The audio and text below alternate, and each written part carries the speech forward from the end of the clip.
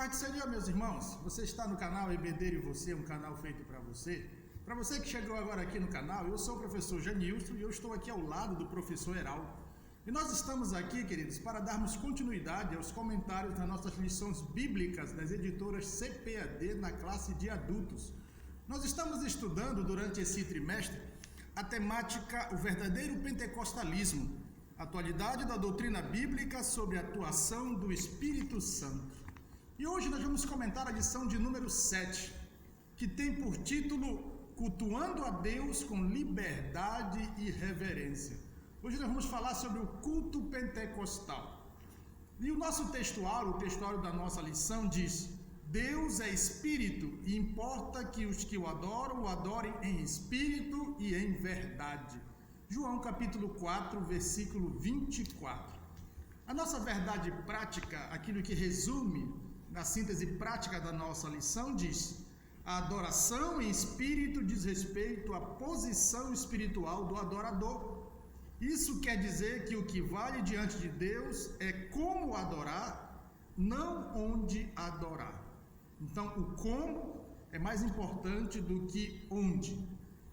A nossa leitura bíblica em classe, a leitura bíblica que sustenta toda a nossa lição, onde é feito o comentário, está em 1 Coríntios, capítulo 14, versículo 26 a 32. A nossa lição, queridos, como de costume, ela está esboçada em 3 tópicos. O primeiro tópico diz: o culto pentecostal, liberdade e reverência.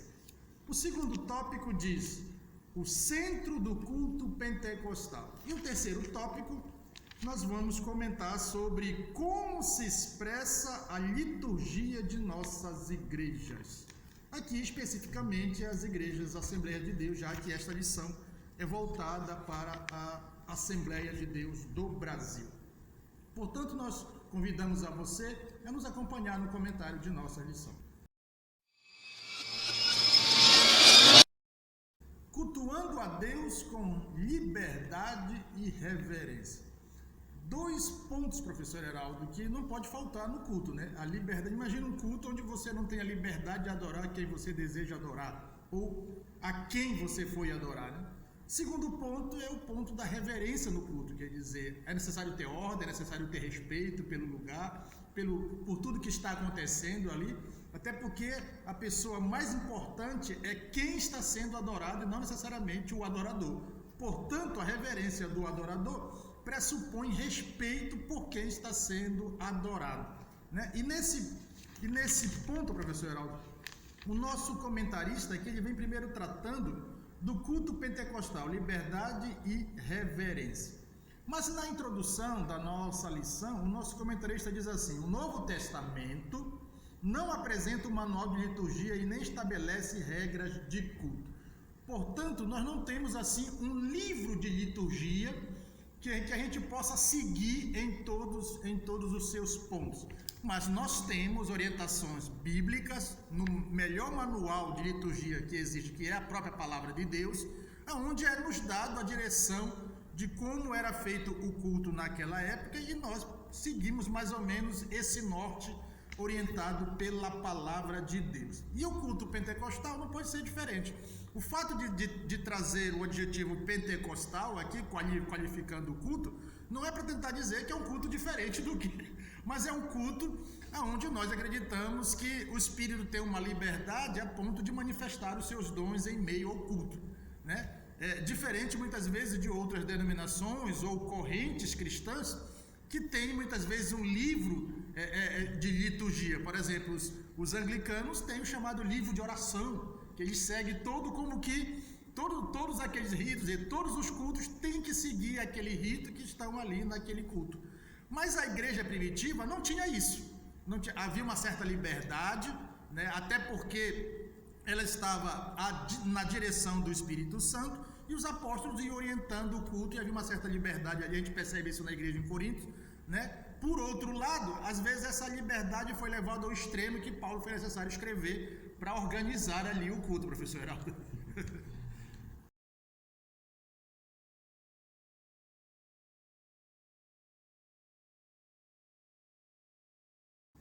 Muito bem, saudações aos irmãos.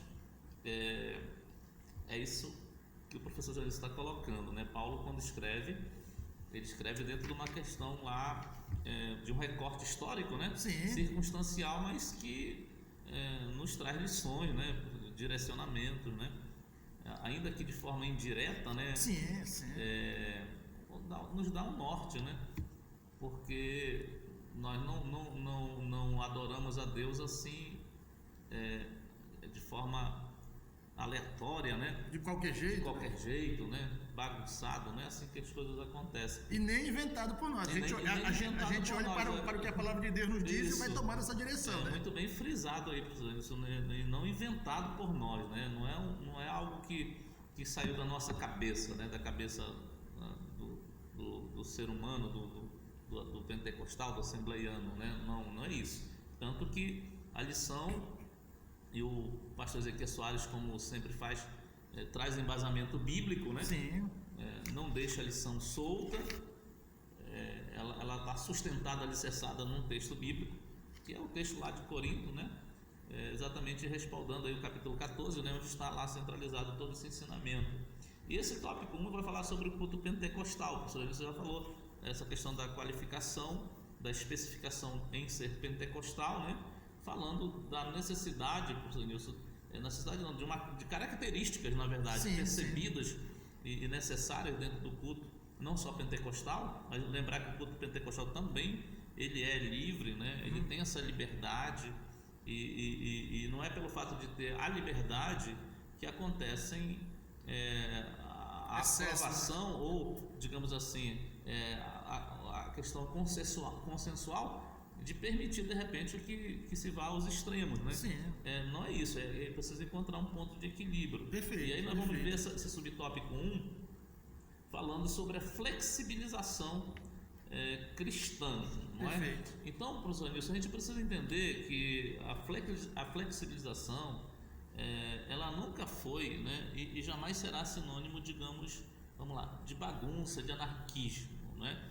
Não é isso que está sendo dito aqui. Quando fala de flexibilização, a gente precisa entender que nós temos sim a liberdade, mas dentro, professor Janilson, de uma ética bíblica, de uma ética cristã, de uma parâmetros ética, bíblicos, exatamente, espiritual, não é? É como se nós estivéssemos dentro de um terreno com bastante largueza, né, geograficamente falando, e dentro dele eu posso, né, trafegar, andar, né, dentro dessa cercania, digamos assim. Perfeito, eu tenho a liberdade, mas até num determinado ponto que não torne escândalo, né, ou vexatório aquilo que eu estou fazendo. E nem descaracterize, né? E nem descaracterize aquilo que é o verdadeiro culto, que é a verdadeira adoração. Embora a gente saiba, isso que talvez para muitos, né, e a gente precisa entender que o culto pentecostal tem essa liberdade, e embora nós tenhamos essa cercania que eu estou falando aqui, nós não estamos falando de culto engessado. A Bíblia, perfeito, aquilo que o professor Jesus falou, não existe um manual de regra, né, como se nós tivéssemos uma camisa de força, né, como se o culto tivesse que ser milimetricamente seguido, ponto a ponto, vírgula a vírgula, né, daquele jeito, e não houvesse liberdade para que o Espírito Santo se movesse, né? Como é o exemplo que a gente encontra em 1 Coríntios 14, né? Que Paulo vai elucidar dentro daquele contexto, mas que de certa forma aponta um farol, né?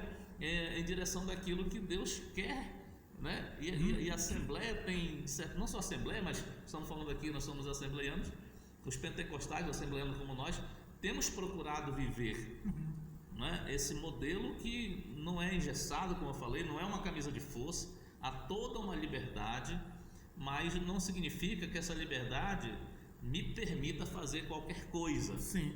Eu acho que é isso que precisa ser entendido. Então, quando fala de flexibilização aí, você precisa entender, nós temos total liberdade de adorar a Deus, não é isso? Total liberdade de adorar a Deus, mas é aquilo que eu falei, a liberdade não é pretexto para que surjam liturgias estranhas, digamos, excêntricas, né? de repente aí um tipo de liturgia que não tem absolutamente nenhum propósito dentro do contexto do que Deus quer, não é? E é interessante, dentro dessa situação que nós estamos falando, eu lembrei aqui, professor Nilson, de uma citação do Paul Ebert, né? O Paul Ebert, ele além de antropólogo, ele teve uma experiência muito larga como missionário em várias nações, conviveu com vários povos, várias culturas, e ele fala uma coisa interessante que talvez caiba aqui. Ele diz assim, o evangelho não é cultura, o evangelho está acima da cultura, mas ele acrescenta e diz assim, porém o evangelho pode ser expressado através de qualquer cultura, não é? Então, quando a gente fala dessa liberdade do culto pentecostal, professor Ranilson, significa dizer que ele pode se manifestar, se expressar de forma absolutamente variada, né? A depender do povo, a depender da cultura. Porém, o que ele não pode é exceder os limites considerados biblicamente éticos e espirituais, para não trazer, digamos assim, escândalo, né? Sim, ou uma sim. forma de culto que de repente venha, como o pessoal diz, bagunçar o coreto, né?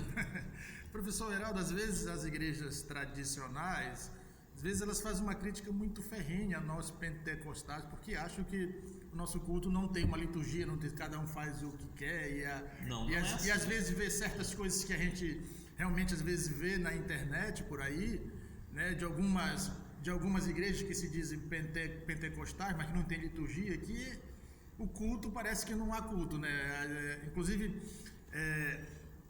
pegam muitas vezes aqueles movimentos assim mais ligados ao neopentecostalismo e associa todo o universo pentecostal.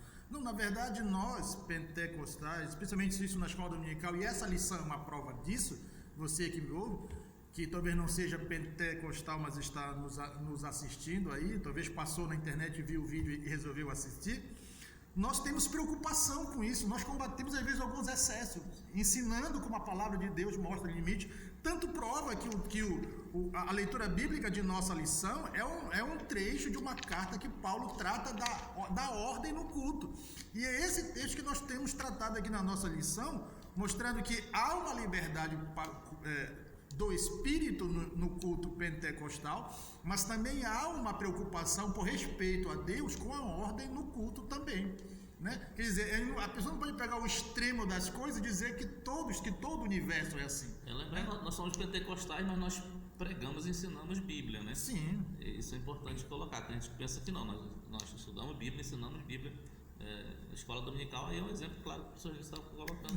Nós vamos tratar esse assunto nas nossas escolas dominicais. E aí tem o segundo ponto, que é o culto, né, em si, que ele faz uma explicação do culto, trazendo a ideia da reverência, né? Mas ele diz assim, o nosso comentarista faz uma explicação do que ele quer dizer aqui no título do tópico 1. Ele diz aqui mais embaixo, professor Heraldo, aqui no último parágrafo do tópico 2, subtópico 2, o que queremos dizer com a expressão culto pentecostal é a nossa liturgia, isto é, a forma como adoramos a Deus.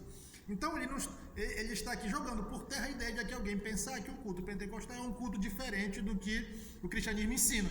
Não, é apenas a forma como nós adoramos, com uma certa liberdade. E a gente vê isso, que o cristianismo tem essa liberdade. O senhor deu o exemplo, professor Heraldo, e aí eu queria reforçar o exemplo que o senhor deu, citando um outro exemplo do mercado financeiro. Quer dizer, o Banco Central é o que regula o mercado financeiro brasileiro, e ele estipula, por exemplo, a taxa de juros, dizendo, olha, a máxima é essa e a mínima é essa. E dentro dessa margem os bancos trabalham, cada um trabalha do seu jeito, mas obedecendo essa margem.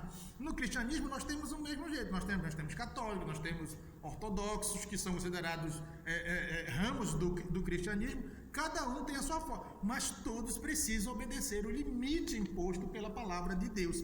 E aqui o culto pentecostal, quando quer dizer isso, o nosso comentarista não está tentando dizer que nós estamos querendo ir além desse limite, mas simplesmente dizendo que dentro desse limite que a palavra de Deus nos apresenta, nós acreditamos na manifestação e na liberdade do Espírito Santo em meio ao nosso culto. Não, e além disso, né, lembrar que nós não somos templocentristas, né? Sim. Quando o Daniel lá 6:10, né, mostra o próprio Daniel orando, Sim. ele orava com a janela aberta em rumo de Jerusalém. Era comum isso, né?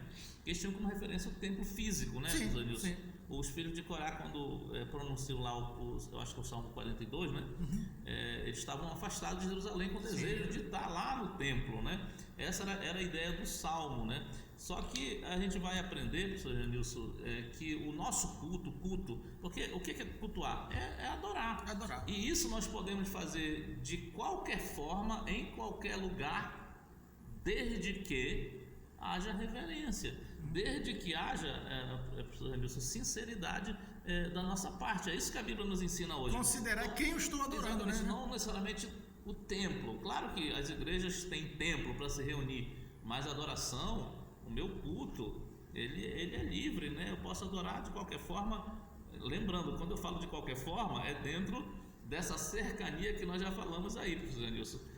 Não é? Então veja que quando Jesus se encontra com a mulher samaritana lá em João 4, né? Jesus ele foi muito claro, professor Janilson, estabelecendo algumas questões lá. Sim. Né? Quando a gente olha o versículo 21, a gente vê que Jesus ele transferiu a discussão do lugar de adoração.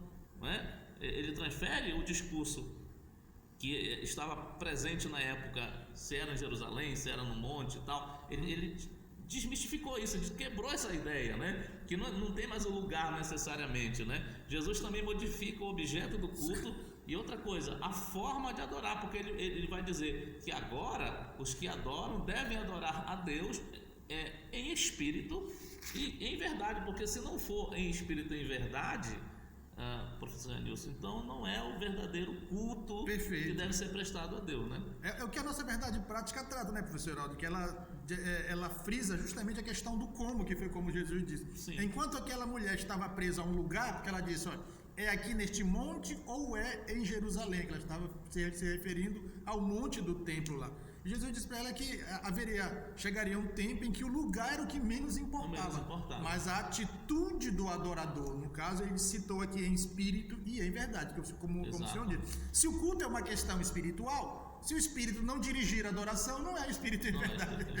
Perfeito, professor. E aí, finalizando o ponto aqui da reverência, professor Heraldo, aqui o Karl Barth, ele diz assim, ele diz que o culto cristão ele é o ato mais importante, elevado e glorioso da vida do homem, né, professor Heraldo? Que é justamente onde o homem reconhece aquele que está acima dele. Isso se dá no culto. E justamente esse reconhecimento é que traz ao adorador a ideia da reverência. Corretamente. Agora a gente precisa entender, professor Nilson, e aí eu não posso entender assim, né?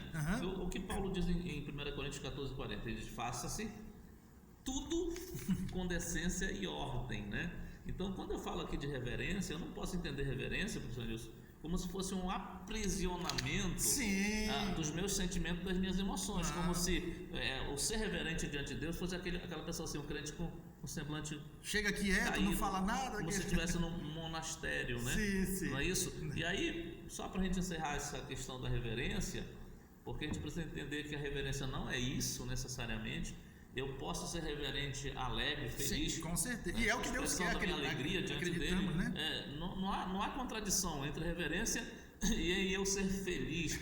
Está alegre. Não. E aí eu vou fazer aqui, Denilson, uso de uma citação que a professora, a escritora e conferencista Marlene Lefebvre, ela faz, né, usando uma outra autora, que inclusive é uma poetisa cristã, né, que é a Anne Williams, né, que ela faz uma indagação interessante. Ela diz assim, de onde tiramos a ideia? Olha o que ela diz: de onde tiramos a ideia de que Deus gosta de monotonia ou coisa parecida? É a pergunta que ela faz. Aí ela diz: considero blasfêmia não demonstrar nossa alegria em sua igreja, não é? Então não há nenhum problema em eu ser feliz, eu ser alegre, porque isso não vai ferir ou não vai diminuir, professor Zanilson, a minha reverência, né? Com certeza. Então eu posso ser absolutamente reverente a quem eu estou adorando, a quem eu estou cultuando, mas ser livre, né? Ser alegre, ser feliz, dar essa demonstração de que eu sou feliz, de que eu sou alegre, de que realmente eu vivo para Ele, né? Intensamente, né? E o povo se reúne na presença de Deus, professor Alegre, para cultuar a Deus, ou seja, para expressar a Deus. Nós não somos como que uma plateia diante de um teatro, dentro de um teatro, ouvindo o espetáculo, todo mundo quieto, atento, sem falar nada. Eu sei que há um momento da atenção, que é o momento da palavra de Deus, quando está sendo ministrada, leitura, esse tipo de coisa, né? Mas eu preciso expressar a Deus o meu culto quando eu estou reunido com os meus irmãos. E aí é nesse sentido que é o culto coletivo, é a expressão de todos os presentes ali. Corretamente. Perfeito, né, professor Heraldo? Então, o que nós precisamos entender é justamente essa característica do culto pentecostal aqui, que é o nosso tópico 1. Essa liberdade que nós temos, mas com reverência e dentro dos limites do que a palavra de Deus nos apresenta. Então, aqui nós ficamos com o comentário do tópico 1.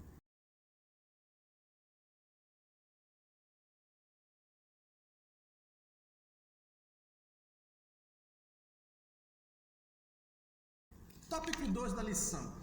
O centro do culto pentecostal. Professor Heraldo, a gente muitas vezes, justamente por causa de certos movimentos, nós somos muitas vezes acusados de centralizar muito na questão do homem, enquanto que, na verdade, a nossa liturgia é centrada em Deus, na pessoa do Cristo, né? E às vezes nós somos acusados justamente, muitas vezes, por causa de mensagens triunfalistas, por causa de músicas que exaltam o ser humano, mas o culto pentecostal, né, o chamado pentecostal clássico, né, que difere do neopentecostal, que são os novos pentecostais. Mas aquele que segue a liturgia, por exemplo, assembleiana, é uma liturgia do pentecostalismo clássico. Nós temos, na verdade, por centro, justamente a pessoa de Jesus. É Ele que é adorado, né? Nós adoramos o Pai, nós adoramos o Filho, nós adoramos o Espírito Santo. Nós tratamos nisso numa lição. Na primeira lição. Falando de pericorese, né? Exatamente. Mostrando que se os três são Deus, né? E ao mesmo tempo um, então quem adora um, adora os três.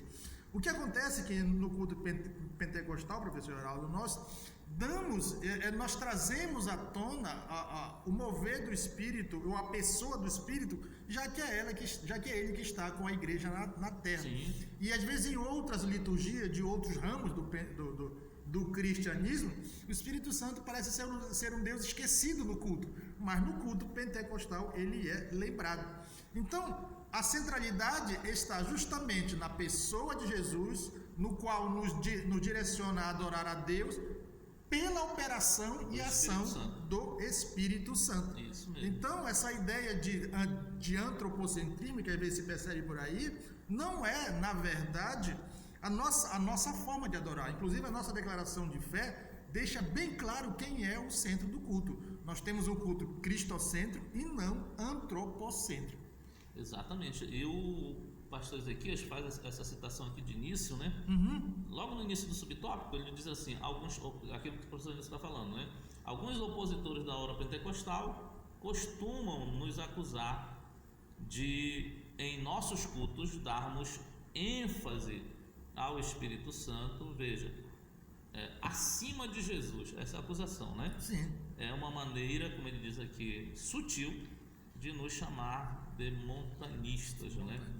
Veja que o pastor Ezequias Soares está se referindo aí, é claro, a uma acusação infundada, como já frisou o professor Janilson, né? É uma acusação infundada, não tem lógica isso que é dito, né? A respeito de nós pentecostais, no caso eu acho que principalmente assembleianos, né? Sim. Como se nós dessemos mais importância ao Espírito Santo do que a Cristo. Não é verdade, né? E ao se referir ao montanista, que ele está falando de Montano, né? Sim.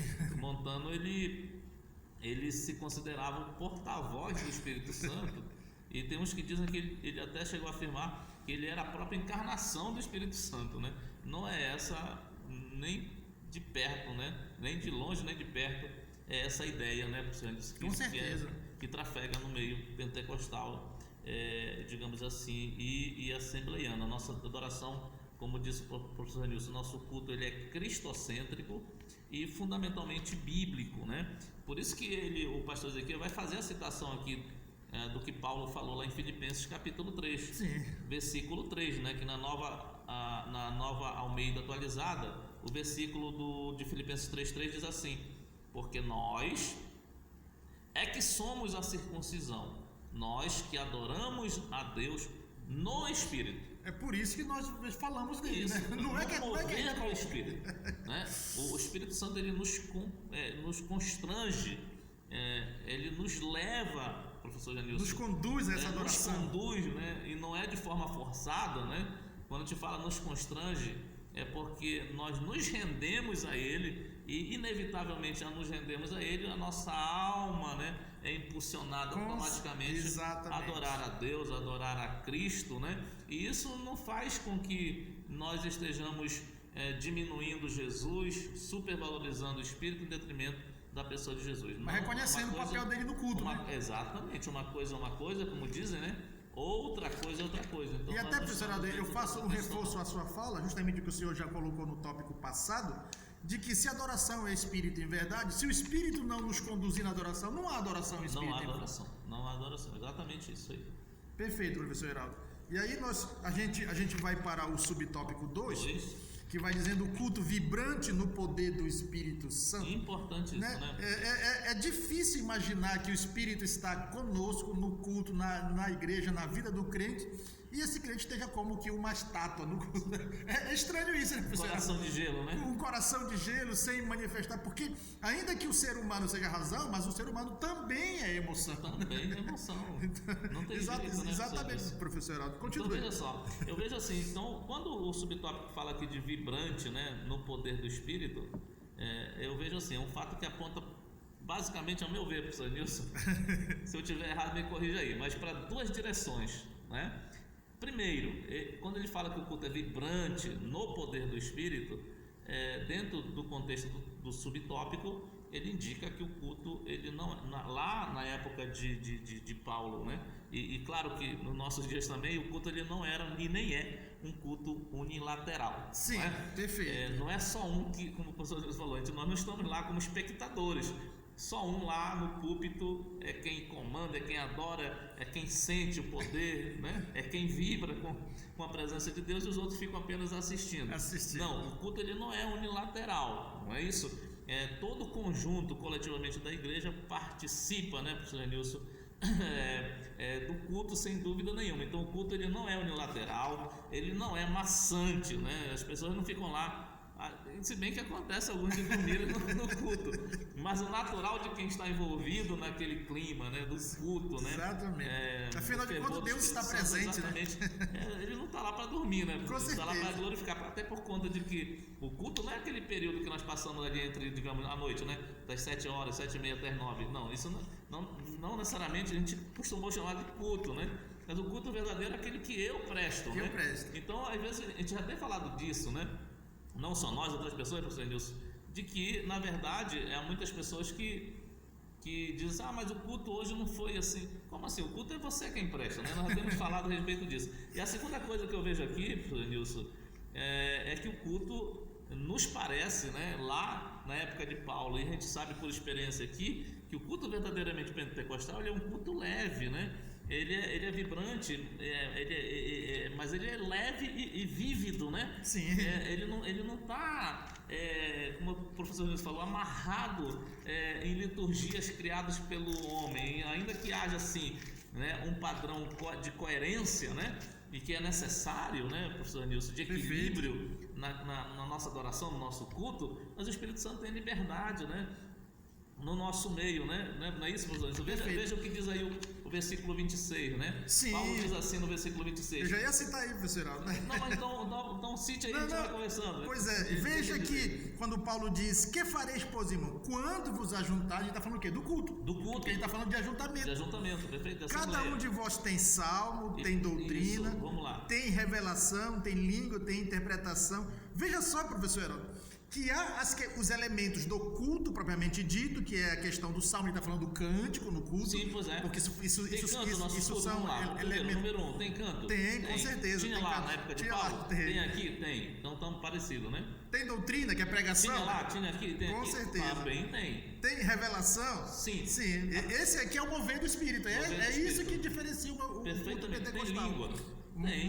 Tinha lá e tem aqui? Tem. Manifestação do Espírito. Tem interpretação? Toda vez, mas tem. Sim. Ainda que... É isso que é interessante colocar. Então veja que o culto aqui... Ele era essencialmente pentecostal em Corinto. Ele era vibrante por isso, porque o Espírito Santo usava um para cantar, para louvar, Exato. outro para trazer uma palavra, trazer a revelação através, claro, do próprio Espírito Santo, Sim. ou até mesmo através da própria palavra, né? Não é isso, professor Nilson? E língua, interpretação. Então veja que como era dinâmico, né? Dinâmico, exatamente. O culto ele era vibrante nesse sentido, né? Então veja que a primeira coisa que a gente precisa entender é isso, não era unilateral, não era maçante. O culto era leve e era vívido. A segunda coisa que eu vejo aqui quando ele fala que o culto era vibrante no poder do Espírito, professor Nilson. Sim. A segunda coisa é que essa vividez que nós já falamos agora do culto, né? Ele, a meu ver, não era produto da criatividade humana, professor Janilson. Bem colocado. Vamos lá, ele não era produto do carisma, né, de quem estava pregando. Ele não era produto e nem deve ser produto do humor, né? Tem gente que às vezes se considera, digamos, um pregador humorístico, né? Mais engraçado, torna o púlpito ali, o pessoal ri, né? Às vezes fica rindo, né? Mais rindo do que louvando, né?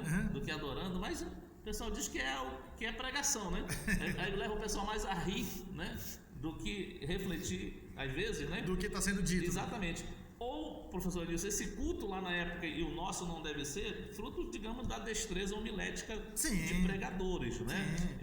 Ainda que isso é importante para quem prega, sim, mas para o conjunto todo. Em que ponto que eu quero chegar, professor Nilson? Infelizmente, nós temos visto alguns casos de irmãos que são bem intencionados, pregam na igreja, eu já vi isso na congregação onde eu estou, prega, professor Nilson. E aí, como nós somos pentecostais, ele acha que todo tempo tem que haver aquela efusividade do Espírito. Aí fica forçando uma situação no culto, exatamente, né? isso, artificialmente falando. Ele termina a mensagem, então ele viu que o povão não reagiu como ele gostaria. Às vezes a pessoa recebeu a mensagem está entronizada, mas ele acha que... Exatamente, então ele acha que ele tem a obrigação de mexer porque ele é pentecostal, né? Então ele tem que mexer com o povão. Isso realmente é uma crítica que a gente recebe, que às vezes fato, né? E que nós tem um fundo de razão, tem um fundo de razão e que nós temos que corrigir. Aí o povão não reagiu. Por isso nós vamos estudar na escola dominical. Exatamente. O que as pessoas fazem realmente, professor? Isso que eu já vi. Bota um CD aí, né? Não é isso? Ou quando não tem um CD, tem uma banda, tem alguém que canta um hino tal, que é aquele hino que é para mexer com a emoção, né? Ou pede, professor Elísio, já que não aconteceu nada, né? Pede para fulano orar aqui, né? Aí é que pega, porque você diz assim, poxa, se Deus já não se manifestou da forma que deveria durante a pregação, não é não? É porque era aquilo que Deus, a meu ver, né? Não aconteceu. Mas só que não aconteceu o movimento de alguém falar em língua, profetizar, ok. Ninguém foi usado com dom de cura, não, ok. Mas a palavra foi pregada. Não é isso? E o pregador deve se contentar com isso, porque quem age e quem trabalha no coração dos crentes é o Espírito Santo, e ele sabe a forma como às vezes a pessoa sai dali refletindo aquela palavra, não é o Espírito trabalhando na mente, no coração. E não acontece no mesmo dia, às vezes vai acontecer durante a semana. Exatamente, às vezes a pessoa vai lembrar daquilo que foi pregado naquele dia e hora, né, por aquele pregador. E aí, professor Haroldo, o subtópico 3 aqui fala da característica pentecostal. Nós já falamos que o culto em Corinto ele era essencialmente pentecostal, porque tinha os elementos do culto. Quais são os elementos do culto, professor Heraldo? É cântico, é leitura bíblica, porque Paulo fala a Timóteo, aplica-te à leitura pública, né? Oração, ofertório, pregação ou ensino, que são basicamente a mesma coisa. Então esses são os elementos do culto. Tinha tudo isso em Corinto. E ainda o mover do Espírito. E aí alguém pode dizer, não, mas isso era só em Corinto. Só que na carta de Paulo aos Efésios, no capítulo 5, versículo 19, Paulo também fala do louvor a Deus, e aí diz assim, com hinos e aí cânticos espirituais. Veja que parece que ele quer falar de duas coisas. Quer dizer, tinha tanto o louvor dos hinos que a comunidade cantava, como também havia, parece assim, uma manifestação do Espírito, né? Levando o povo a adorar, a cantar a Deus, né? Eu não sei, professor, eu já vi isso uma vez na igreja, numa experiência, num trabalho de oração que estava sendo feito, o chamado louvor em línguas estranhas. Eu estava presente, Deus encheu aquele momento com a sua presença e tomou uma irmã que era uma das oradoras da igreja, aquelas irmãs que estão sempre lá em oração, que tinha uma vida devocional e exemplar, né? E Deus tomou ela em cânticos espirituais. E a gente vê isso em Efésios. E se a gente for olhar também, professorado, para Colossenses, lá também tinha. Colossenses capítulo 3 e o versículo 16, que Paulo orienta a igreja sobre a palavra de Deus habitar ricamente no coração, instruindo em toda a sabedoria, louvando com salmos, ele vai dizer, hinos e cânticos espirituais novamente. Então veja que ele fala, que a gente vê essa instrução de Paulo, esse culto pentecostal em Coríntios, a gente vê Paulo falando aos Efésios e vê Paulo falando aos Colossenses. Então isso mostra que o culto da igreja primitiva tinha uma característica pentecostal. E própria, né? E própria. Isso é importante porque lembrar, professores, que ao caracterizar aqui como pentecostal, né?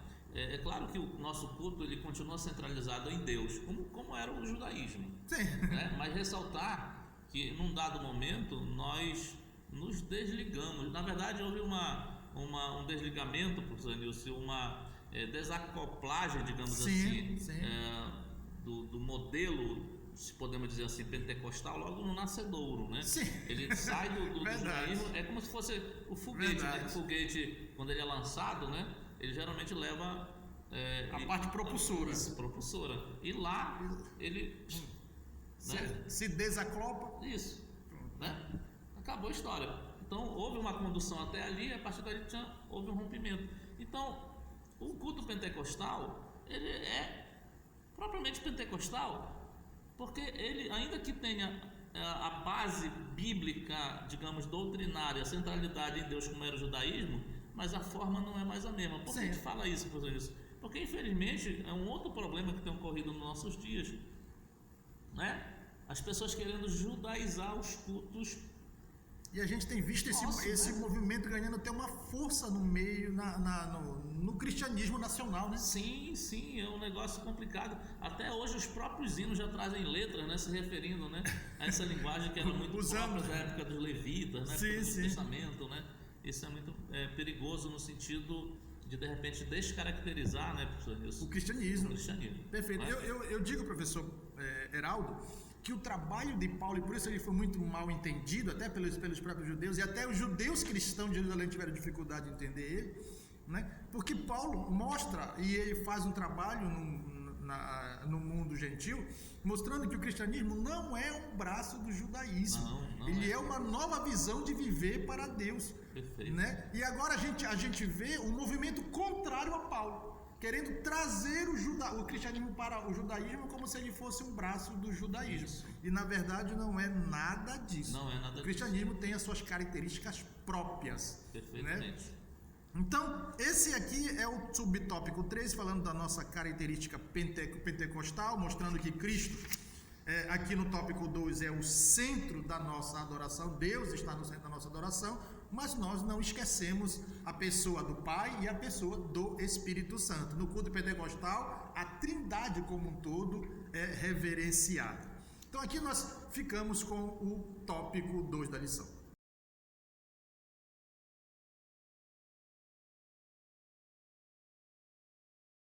Tópico 3 da lição. Como se expressa a liturgia de nossas igrejas? Aqui quando ele fala de nossas igrejas, professor Heraldo, ele está focando a Assembleia de Deus, né? Ele não está aqui, ninguém está aqui instruindo outras igrejas, mas especificamente a Assembleia de Deus, que é onde a lição bíblica é produzida. Então nossas igrejas aqui as igrejas Assembleia de Deus. Ou seja, e aí ele começa dizendo, professor Heraldo, que as nossas reuniões de adoração elas são diversificadas em nossas igrejas. O que ele quer dizer como diversificado?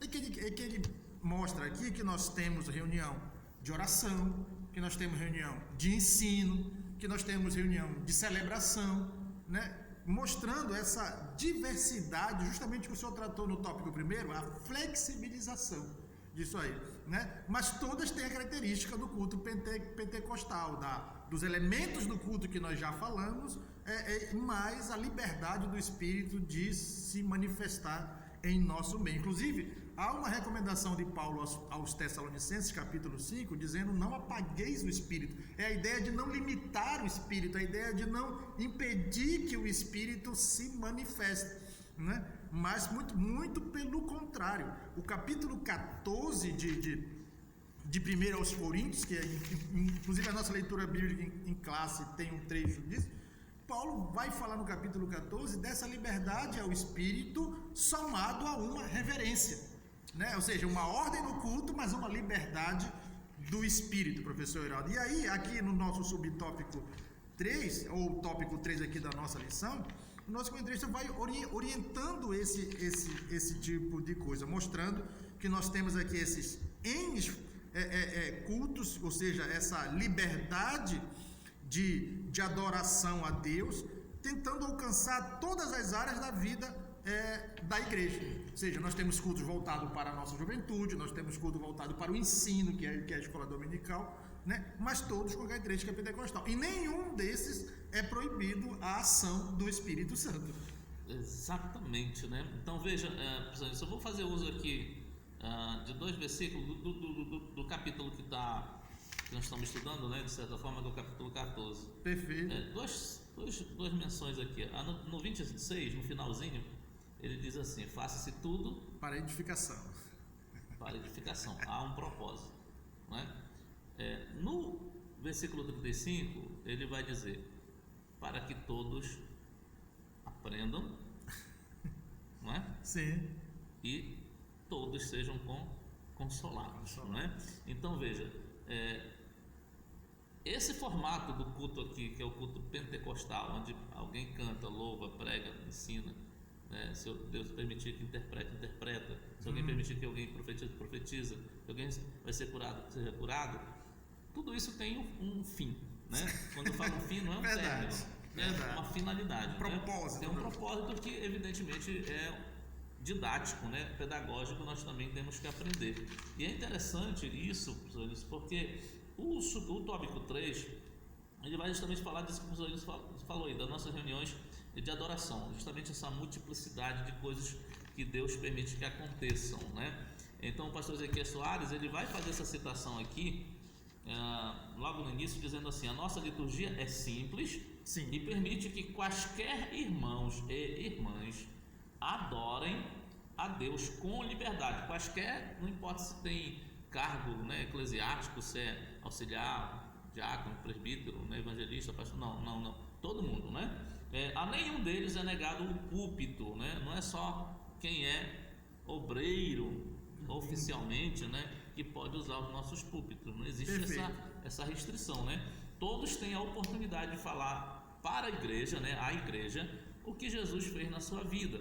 São os testemunhos sobre salvação, cura, libertação e outras bênçãos que a gente sabe por experiência que elas estão vastamente acontecendo nos nossos dias, ainda que alguns não concordam, que a gente já falou, a gente respeita, mas a nós pentecostais nós queremos, não só por uma questão de teimosia, né, de sermos birrentos, mas porque realmente a Bíblia nos dá respaldo, claro, mas nós estamos vivendo isso, professor Denilson, né? Todos os dias nós temos experiências não pessoais, mas com outros irmãos que falam a respeito disso. Então veja só, quando fala sobre essa questão das nossas reuniões, né, eu entendo, professor Denilson, que esse formato que é trazido por Paulo, e o pastor Ezequiel Soares, ele faz questão de fazer um destaque aqui. Sim. Eu vejo assim, se ele for executado com sabedoria, na realidade ele vai trazer uma espécie de democratização. Sim. Né? E vai permitir, professor Nilson, que, digamos assim, os múltiplos dons, e nós acreditamos assim,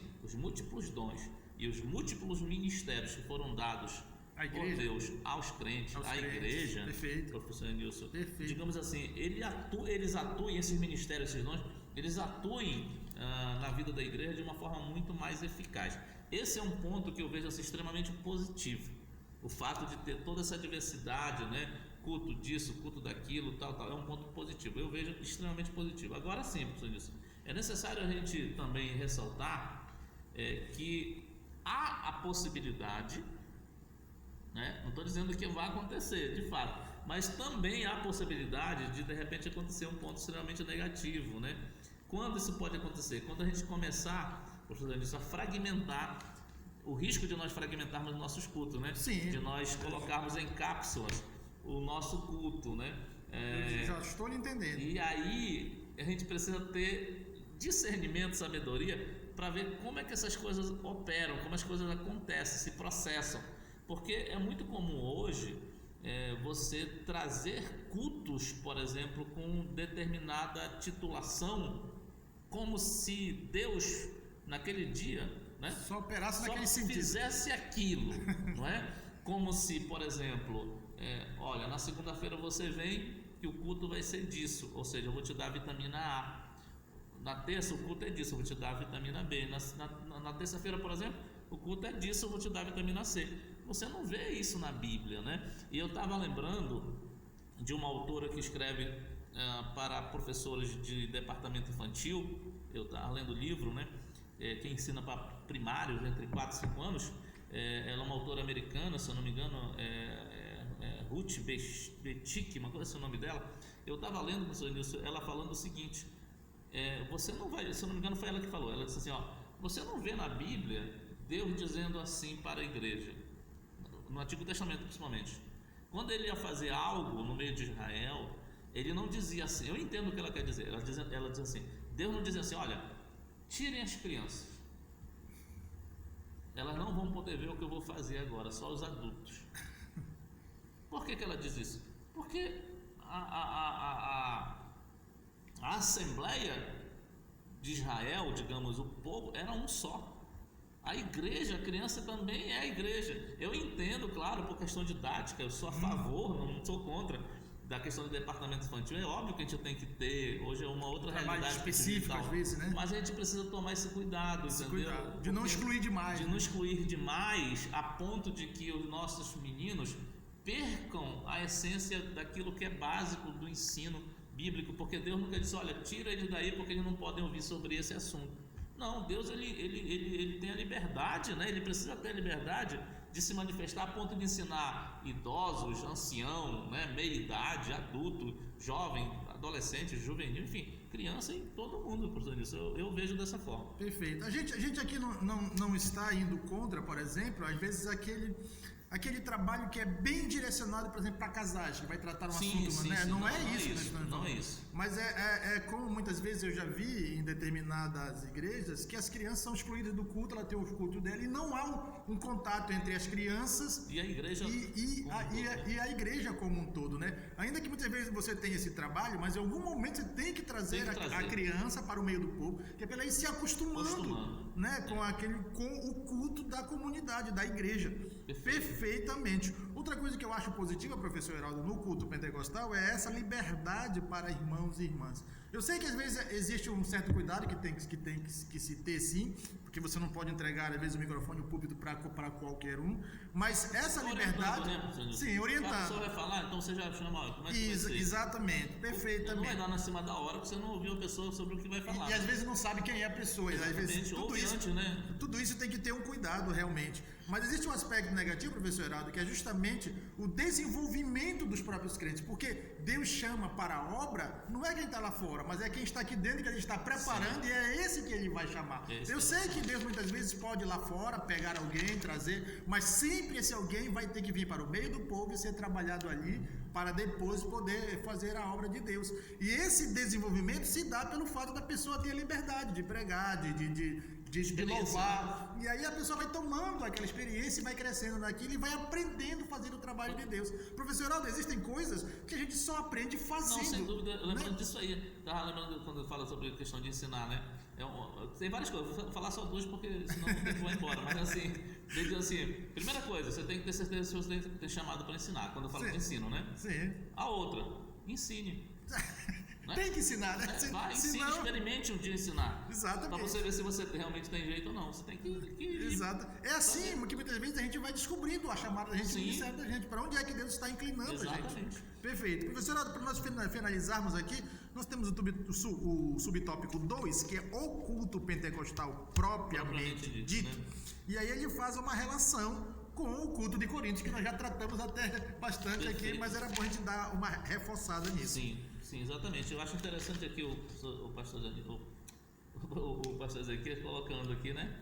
Ele vai falar assim, nossas reuniões coletivas de adoração, ele diz assim, apresentam as mesmas características, ele ressalta, dos cultos em Corinto. Então né? Está respaldada a nossa forma, né? Exatamente. Quando ele fala as mesmas características, não está dizendo que é exatamente a mesma cópia, não. Exato. Mas lembram exatamente os elementos que tinham lá, tinham aqui. Tinham lá, né?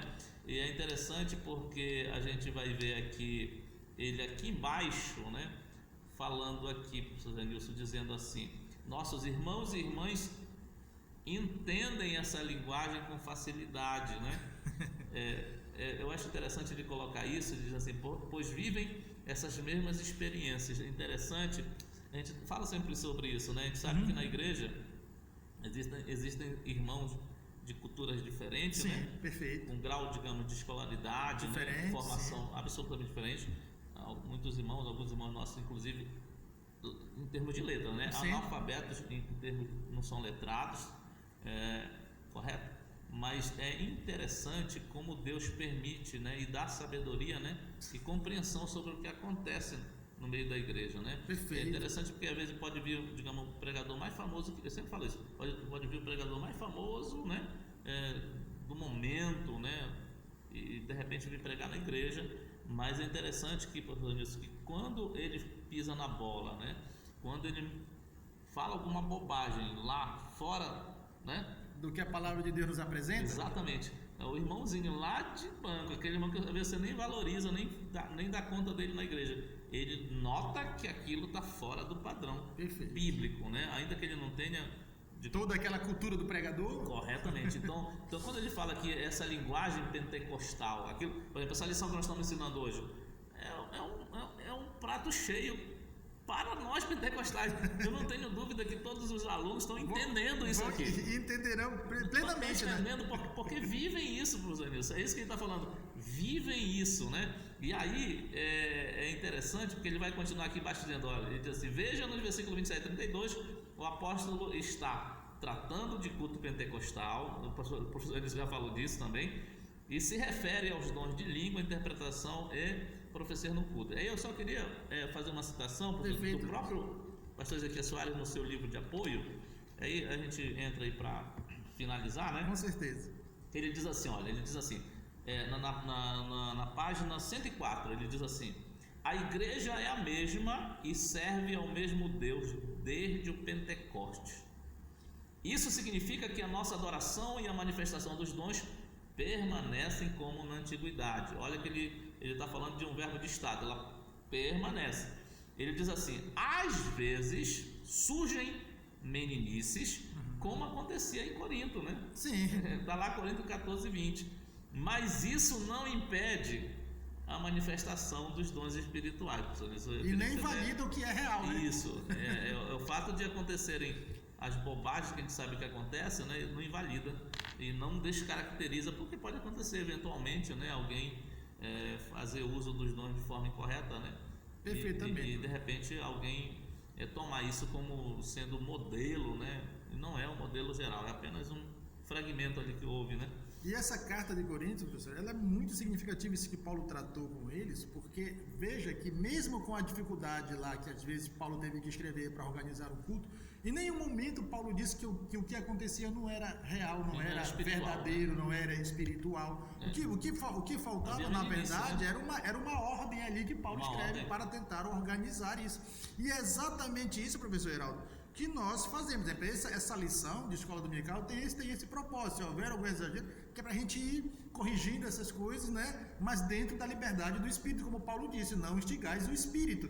né? Isso. Quer dizer, há necessidade da liberdade do espírito, mas com uma ordem e reverência no culto. Nós temos que casar essas coisas.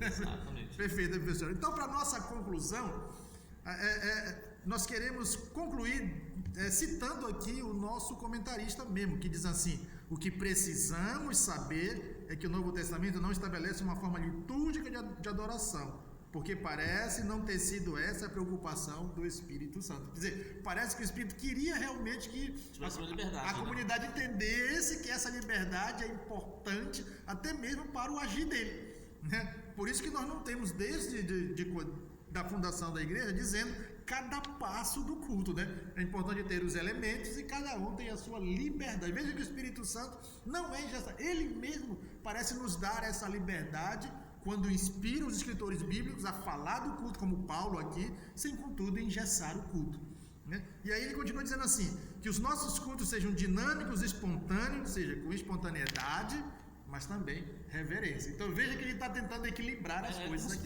Como se fosse uma espécie, na verdade, que a gente usa metaforicamente, de um trem sobre o trilho, né? Ele tem liberdade, mas de correr dentro do trilho. De correr dentro do trilho. Em cima do trilho. Perfeito. Ele não pode correr fora do trilho, senão, né? Senão é uma coisa de... Ele tem liberdade, mas no trilho, né? Perfeito, professor Heraldo. Bem colocado essa ilustração. Então aqui nós queremos encerrar o nosso comentário da lição, convidando sempre você a se inscrever no nosso canal, a dar aí o seu like, que aí o vídeo ganha publicidade e outros também são abençoados com os comentários feitos aqui. Professor Heraldo. Exatamente isso. Continue nos acompanhando aí, dê o seu like, compartilhe esse conteúdo e continue orando por esse trabalho e divulgando também, ajudando aí a compartilhar esse conteúdo. Perfeito. Que Deus abençoe a todos, em nome de Jesus.